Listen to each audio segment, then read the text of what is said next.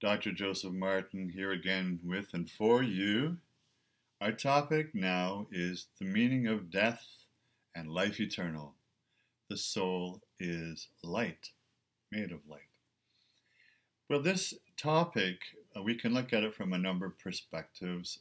First of all, from the perspective of cosmology, we know that all things in the universe go through cycles of creation, sustaining or maintenance, and then death, as it were. It's just a symbolic term here now where things fall apart and are condensed and or blown apart and then come back together. So stars do this, galaxies do this, and other systems in the universe do this as well. And we know just on planet Earth, this lovely blue planet, that all things have cycles of life sustaining and creation, and then death. So the seasons, the four seasons, and all plants as they go from summer to winter, when the leaves fall off and the berries and the flowers fall off, and then they come back to life and things grow again from the soil of Mother Earth. From a human perspective, though, as we're looking at the meaning of death and eternal life as a soul, this comes from the study of thanatology, which is something I've studied my entire life, or the study of death and its relationship to the human psyche, personality, and human species. Also, my work since I was very young with Elizabeth Kubler-Ross and the first palliative care unit here in Canada in Montreal at the Royal Victoria Hospital, where I worked and trained with Elizabeth Kubler-Ross. And we had the 5 cycles of denial and final some kind of acceptance of physical death and how people handle that emotionally and psychologically. And then, of course, the great work of one of my favorite fellow anthropologists, Dr. Ernest Becker, and his great works at the Denial of Death was a Pulitzer Prize winning book that he wrote back about 30 or 40 years ago.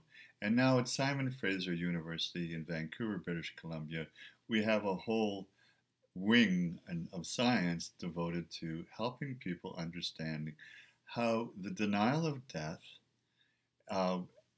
stops you, freezes you emotionally, and stops you from having a full, meaningful, purposeful life.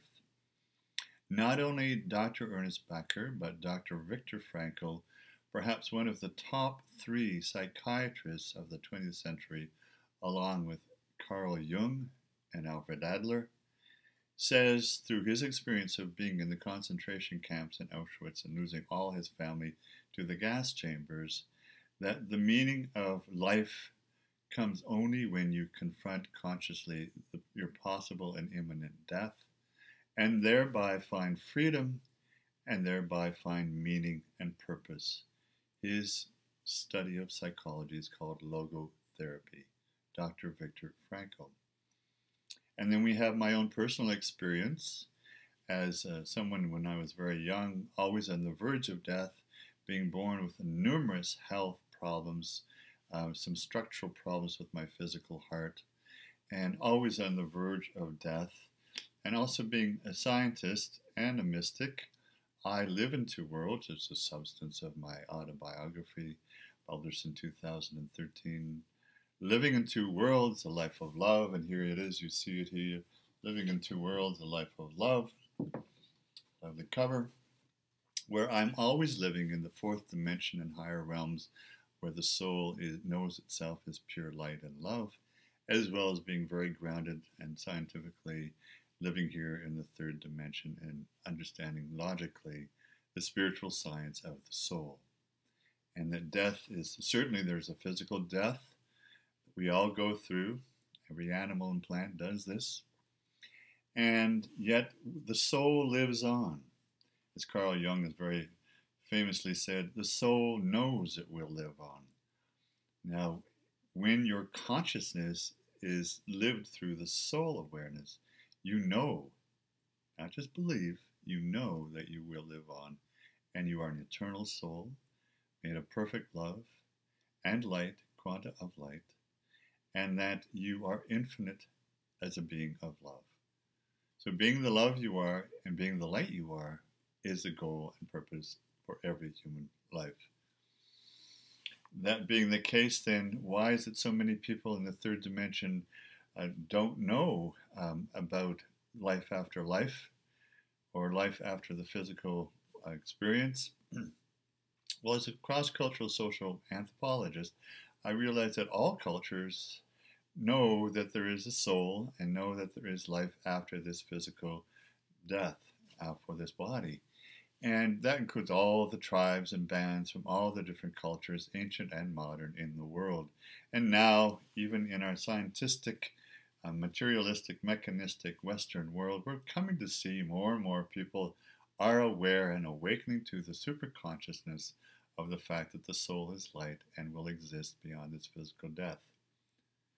Now, having said that, in the spiritual science that we know, particularly in India, there are cases and experiences of individuals who, after physical death, have appeared again in the same physical body, only in a radiant raiment of fourth dimensional light body, as we say, still physical, still can touch and still can eat, and so on, and can be seen and be touched by others. Of course, the famous case with Jesus of Nazareth was when Thomas put his finger through the holes in the hands of Jesus. And yet we have hundreds of cases in India, ancient and modern, in this century, of people who have materialized after the physical death, whether their corpse was burnt and incinerated, or whether they were buried physically under the earth.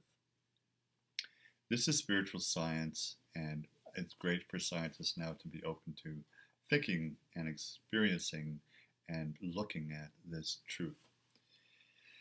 Having said all that, then you see that on every level of science, there is evidence that the soul is immortal and eternal, invincible, and is made of light. You'll look at my other videos on the astral plane and the soul, and you'll see just how real this science is. How do you come to know whether your soul is real and is made of light and love? There are many ways. I've mentioned quite a few. The best may be for you to experience Kundalini Kriya Yoga, I Am Yoga, from Babaji Nagaraj, who is Krishna incarnate and the creator, Brahma and Shiva incarnate, and of course the root guru for all of Paramahansa Yogananda's teachings as well.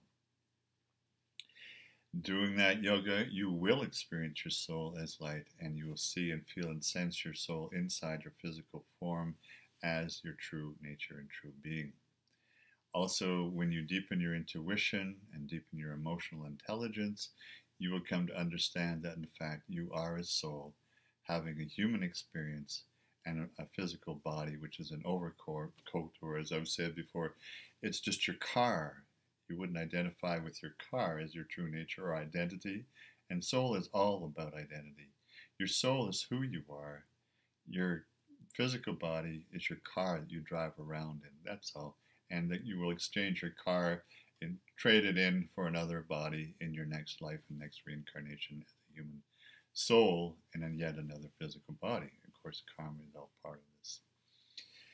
Now, many great spiritual teachers, including Osho, of the most recent one, and many of them in the 20th century, and all the way back to Rumi and Shamsi Tabriz and Rabia, the great mystical woman from the Muslim times, know that not only is the world a prison, and not only is your ego the prison that stops you from knowing yourself as a soul, but you yourself, in this limited consciousness and unconsciousness, you are the prison. If you don't know yourself as a soul, you are the prison. You're keeping yourself a prisoner. You're doing this to yourself. You can't awake from this prison. You can't awake from this nightmare. You can't awake from this dream, and all the third dimension is nothing but a dream, as all the great spiritual traditions and systems and masters have taught. Awakening from the prison of the unreality of death. Yes, of course, we acknowledge the physical death, but there is a soul life afterwards. And you will have a body that looks like the one you are now, but it will be a body of light that's liberated from the condensed form. You can look at my previous video just before this to understand that as well. So, we know that the soul is eternal and infinite and immortal and is made of light. Being the pure love you are is the goal for all this. Death, therefore, in a higher symbolic way, is an illusion. It's a prison. It's a trap. Your ego likes to go into fear around it. When you can thaw out the feelings of fear around death, as Ernest Becker and Elizabeth Kubler-Ross and Viktor Frankl and Carl Jung and all the other great psychologists and spiritual scientists like Dr. Rudolf Steiner, the head of anthroposophical medicine and studies, you will come to know yourself as a true soul, being immortal, being invincible, full of love and courage and strength, decision to move out of the fear of death, which is illusion, into the life eternal in this physical form, to take care of your physical form, realize the grace and the beauty that it is, good diet, health, exercise, sleep, and also the mental patterns of infinite creativity and joy and freedom that your mind will then resonate with and open up and expand into the universe and be united with your soul consciousness of light, and will open up and heal and thaw out all your emotions of fear and anger and rage and resentment and guilt and all those things, and sadness and guilt and loneliness and depression.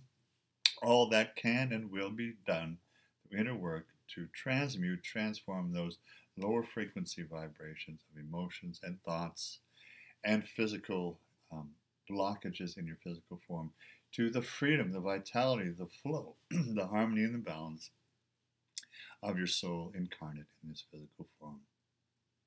All love and blessings, Dr. Joseph Martin. Look forward to seeing you the next time. All light.